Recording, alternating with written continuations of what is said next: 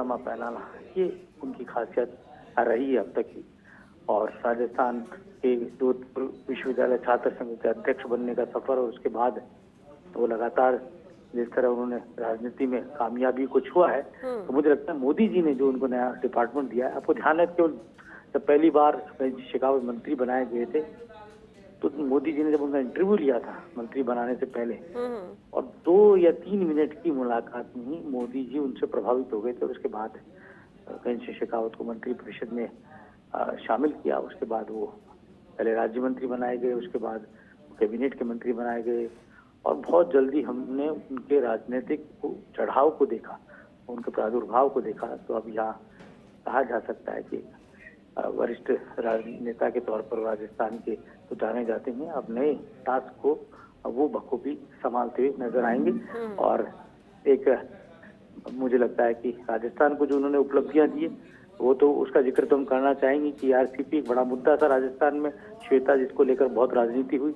और वो ईआरसीपी का प्रोजेक्ट है जाते जाते गणेश सिंह शेखावत के हाथों से ही वो बात आगे बढ़ी और उस पर मोहर लगने का काम हुआ और हमारे मुख्यमंत्री भजन लाल शर्मा ने उस काम को आगे बढ़ाने का भी जिम्मा भी उठाया और बीजेपी के जो वादे को पूरा करने का काम भजन लाल शर्मा और गणेश सिंह शेखावत ने मिलकर किया। फिर यमुना जल समझौता जो हरियाणा के साथ था,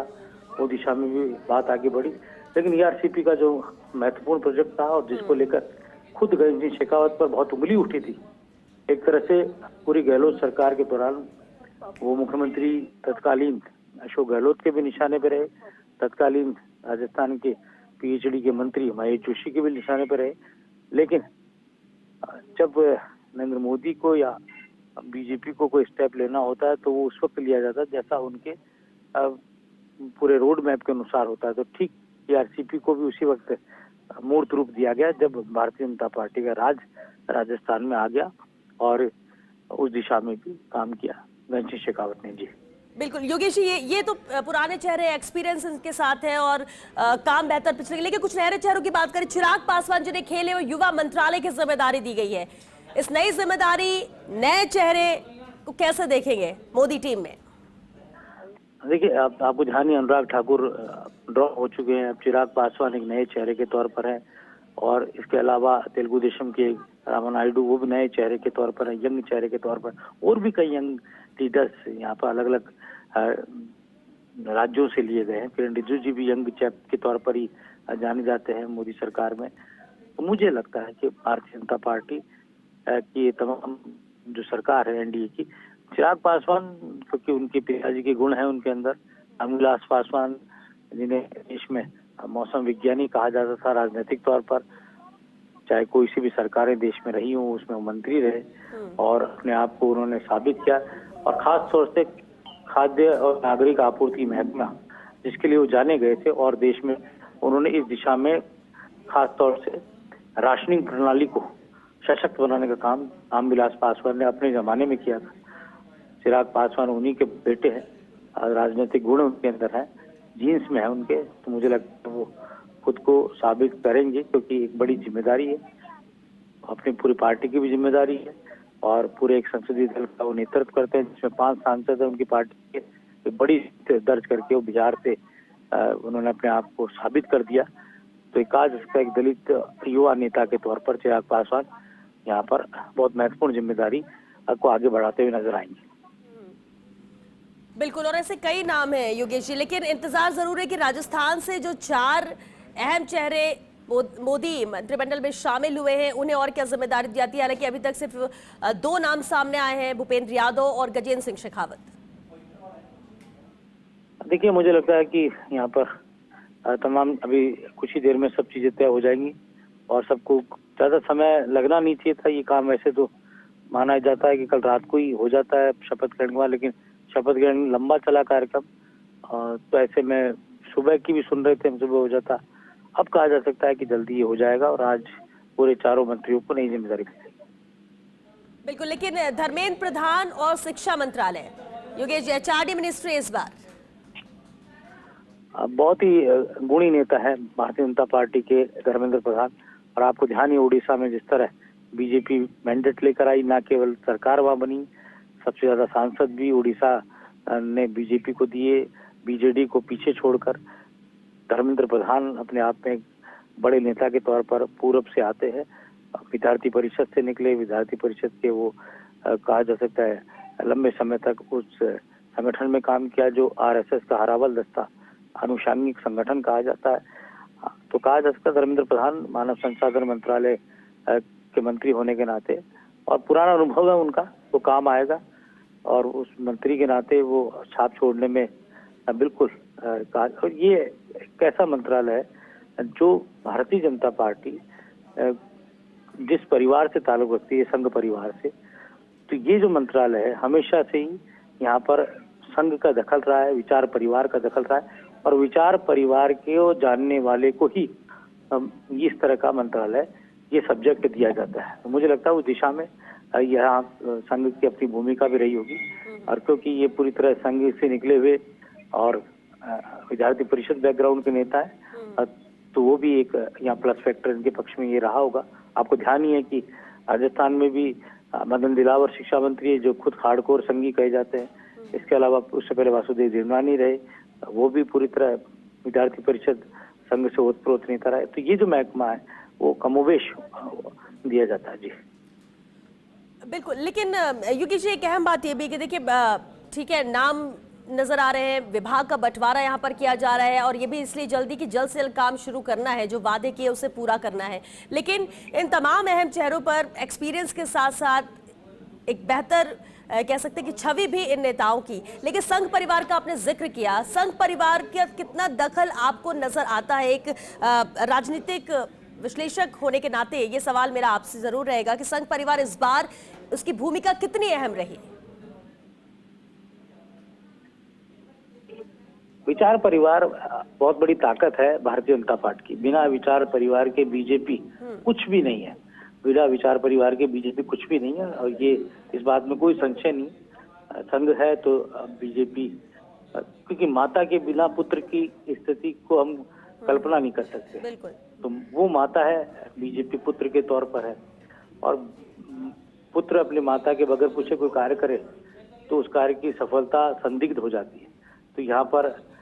जिस तरह आपने मुझसे सवाल किया, तो यहाँ विचार परिवार से पूछ के बड़े फैसले मंत्रालयों में लिए गए। जैसा एक मैंने धर्मेंद्र प्रधान का उदाहरण है, नितिन गडकरी का एग्जाम्पल है। कुछ ऐसे महकमे हैं जिनको लेकर संघ सोचता है कि उस दिशा में काम होना चाहिए, चाहे वो धर्म से जुड़ा सेक्टर हो,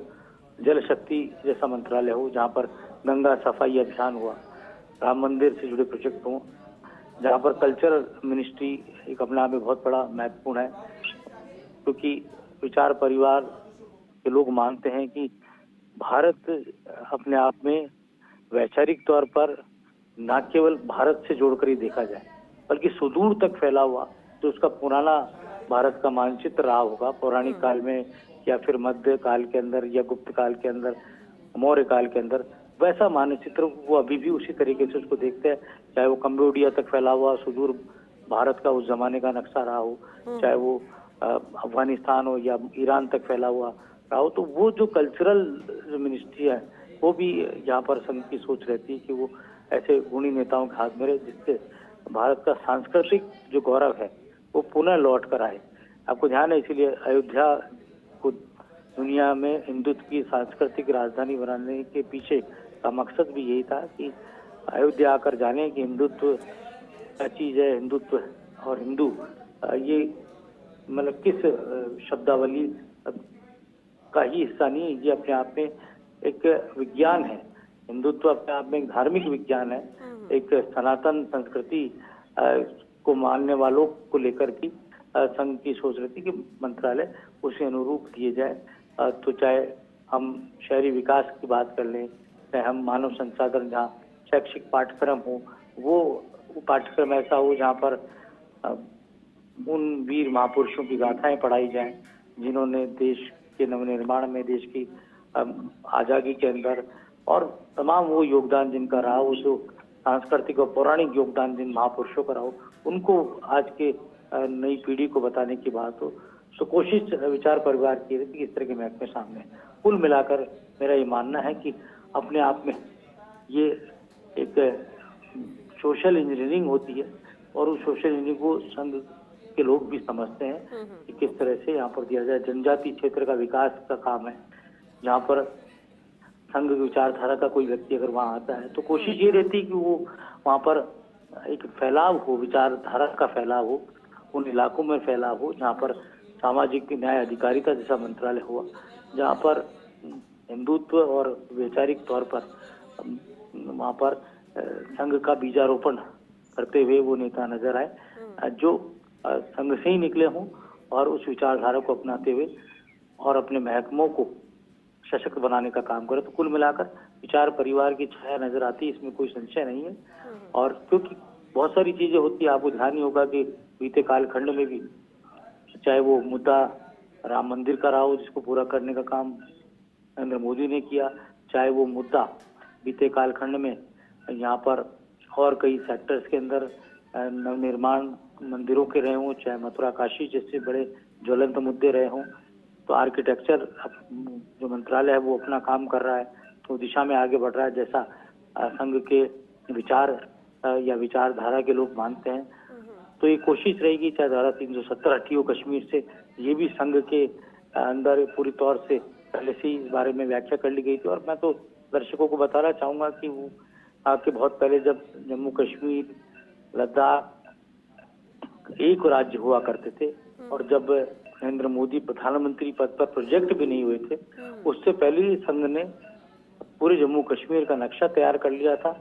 और 3 अलग अलग कैटेगरी में किस तरह से राज्यों का विभाजन होगा इसकी भी पूरा एक मानचित्र बना लिया गया था।